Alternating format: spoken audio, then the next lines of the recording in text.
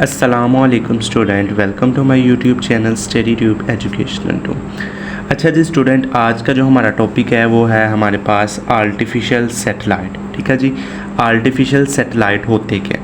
आज हमने इनको डिस्कस करना है कि आर्टिफिशियल सैटेलाइट होते क्या हैं। वीडियो शुरू करने से पहले आपसे मेरे चैनल को वीडियो को लाइक भी कर दें, चैनल को सब्सक्राइब भी कर दिया करें, बेल आइकन को दबाना मत भूलिए ताकि मेरी हर आने वाली वीडियो आप तक बआसानी पहुँच जाए। चलें जी, अपना टॉपिक शुरू करते हैं। आर्टिफिशियल सैटेलाइट, इसकी डेफिनेशन पढ़ते हैं। Artificial satellite are the man made object that orbit around the earth. वो कहता है कि जो सैटेलाइट होते हैं ना, आर्टिफिशियल का मतलब होता है मसनूई, ठीक है ना।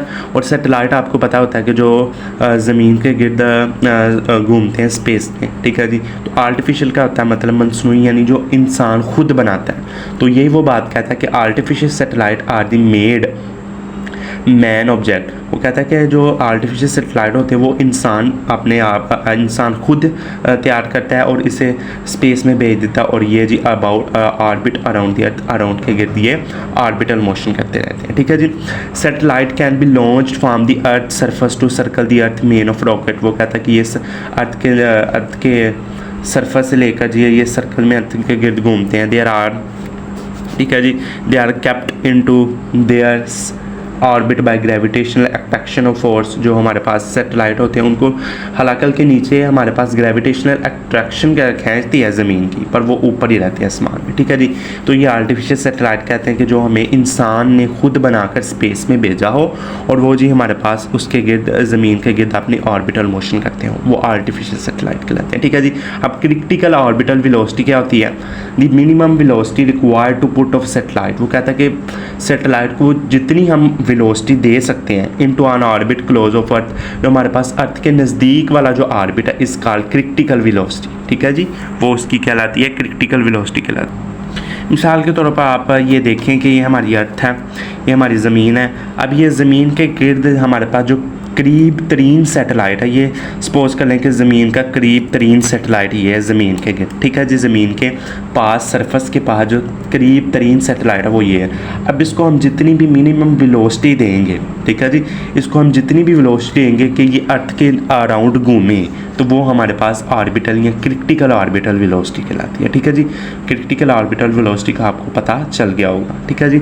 अब इसकी कैलकुलेशन पर जाते हैं, मैथमेटिकल कैलकुलेशन पर जाते हैं। चलें जी, ठीक है जी।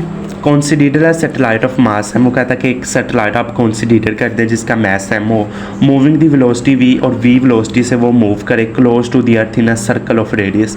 ज़मीन के गिर्द वाले, ज़मीन के क्लोज, ज़मीन के नज़दीक वो हमारे पास वो ऑर्बिट में घूमे और उसका जो रेडियस होगा सर्कल से वो हमारे पास r हो। तो आपको पता है कि द सेंट्रीपिटल फोर्स, ये हमारे पास जो ये सारा प्रोसेस किस में होता है? सेंट्रीपिटल फोर्स में। ये आपका इंपॉर्टेंट लॉन्ग क्वेश्चन है इस चैप्टर का, चैप्टर नंबर 5 का।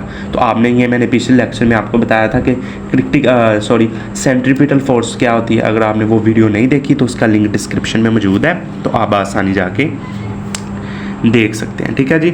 अब हम बताएंगे कि सेंट्रीपिटल फोर्स का फार्मूला क्या होता है। आपने पढ़ा था कि Fc = mv²/r। हमारे पास एक मास m था और उसकी वेलोसिटी थी और उसको हमारे पास सर्कल में घूमना था और सर्कल से उसका जो रेडियस था वो r था। ठीक है जी, हमारे पास सेंट्रीपिटल फोर्स का फार्मूला है। जिस तरह आप जानते हैं कि मास हमारे पास जो हमारे पास फोर्स होती है वो किसके इक्वल होती है? F = W = mg। ये तो आपने पढ़ा हुआ है, 9th क्लास में भी पढ़ा, ये पीछे भी आपने इसी चैप्टर के पीछे भी पढ़ा हुआ। ठीक है जी। F = W mg। ठीक है जी। F की जगह हमने mg पुट किया, mg = mv²/r। ठीक है जी। यहाँ से ये वाला m इस m से कट गया तो g = v²/r। ठीक है जी। r की वैल्यू आपको पता है 6.4 × 10⁶ मीटर, यानी ज़मीन के रेडियस की ये वैल्यू है। आगे बात समझ में। अब हमने v² फाइंड करना, तो g इधर आके मल्टीप्लाई हो जाएगा, v²/gr। दोनों तरफ अंडर रूट लें, ये स्क्वायर अंडर रूट से कट गया इधर, तो v का फार्मूला आपके पास आ गया √gr। ठीक है जी। ग्रेविटेशनल फोर्स और ज़मीन का रेडियस। ठीक है जी। ग्रेविटेशनल फोर्स की वैल्यू 9.8 ms/स्क्वायर। ठीक है जी। और रेडियस की वैल्यू 6.4 × 10⁶ मीटर। अब इन दोनों को आप मल्टीप्लाई करें और स्क्वायर रूट ले लें, तो आपके पास जो मिनिमम वेलोसिटी आ जाएगी किसकी, कि वो मिनिमम वेलोसिटी या क्रिटिकल ऑर्बिटल वेलोसिटी जो हम सैटेलाइट को देते हैं कि वो ज़मीन के नज़दीक अपनी जी चक्कर को मुकम्मल करे, वो हमारे पास ये वेलोसिटी आ जाती है 7.9 किलोमीटर पर सेकंड। ठीक है जी, तो ये आपने नीचे लाइन लिख देनी है कि this is the minimum velocity necessary to move the satellite into orbit. Satellite को ऑर्बिट में घुमाने के लिए हमारे पास 7.9 किलोमीटर स्क्वायर की वेलोसिटी से हम उसको घुमा सकते हैं। ठीक है जी, this is called critical velocity, ऐसे क्रिटिकल या ऑर्बिटल वेलोसिटी भी कहते हैं। ठीक है जी, तो ये था हमारा आज का टॉपिक। ठीक है जी, आगे हमने थोड़ा सा इसका और पढ़ना है कि इसका टाइम पीरियड क्या होगा, कितने टाइम में ये जी हम इसको वेलोसिटी देंगे और ज़मीन के गिर्द वो घूमेगी। अब इसका टाइम पीरियड हमने कैलकुलेशन करना है। ठीक है जी, अब इसका टाइम पीरियड कैलकुलेशन कर ये जी हमने इसका टाइम पीरियड कैलकुलेशन किया, कैलकुलेशन ऑफ टाइम पीरियड। ठीक है जी, जैसा कि आप जानते हैं ये मैंने बताया कि ज़मीन थी, इसके नज़दीक तरीन ये हमारा पास सैटेलाइट था।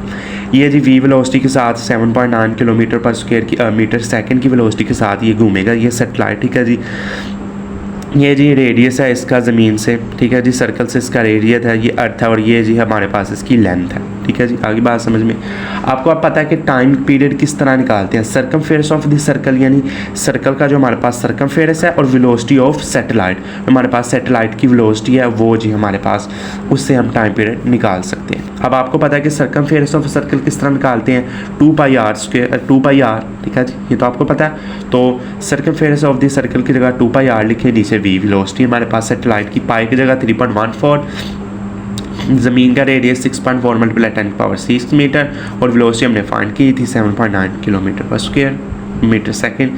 अब आपने ये वैल्यू पुट कर देनी है। अब अगर आप इनको डिवाइड करके मल्टीप्लाई करके करेंगे तो 84 मिनट्स, ठीक है जी, 84 मिनट्स में जी हमारे पास ये सैटेलाइट ज़मीन के गिर्द घूमना शुरू करेगा जब हम 7.9 किलोमीटर सेकंड की वेलोसिटी देंगे, तो हमारे पास 84 मिनट में ये जी हमारे पास ज़मीन के गिर्द घूमना शुरू कर देगा।